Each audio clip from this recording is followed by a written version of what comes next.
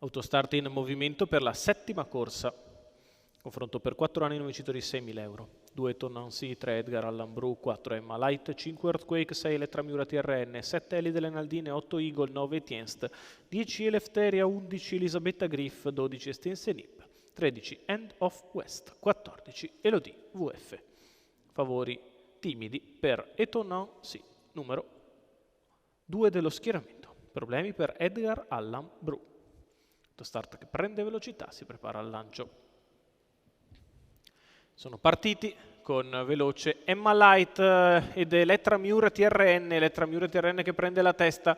All'esterno velocissima Elisabetta Griff dalla seconda numero 3, fila. Edgar Allan Bru squalificato. Terza posizione in corda per Eton Nancy. Si sistema allo steccato anche Earthquake. All'esterno Eleftheria, che poi trova posto in quarta posizione alla corda. Punta in avanti Elisabetta Griff che va a chiedere strada ad Elettra Miura TRN, la quale però risponde picche, corre al comando e si viene al completamento dei primi 400 metri di corsa in uno sveltissimo 29,7.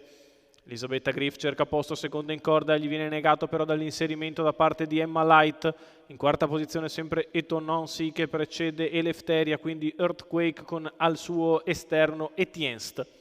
E si viene al passaggio davanti alle tribune dopo 600 metri molto veloci passati sul piede del 44,9. VF squalificato. Davanti alle tribune Elettra Miura TRN in vantaggio, al suo esterno Elisabetta Griff, poi Emma Light si scosta dai birilli Eton Nancy che va a fare la seconda pariglia anticipando Etienst, terzo in corda Eleftheria che precede Earthquake.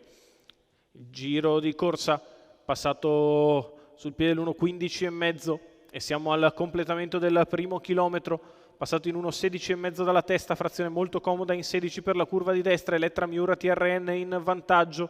All'esterno sempre Elisabetta Griff, Eton Nancy che si scopre in terza corsia.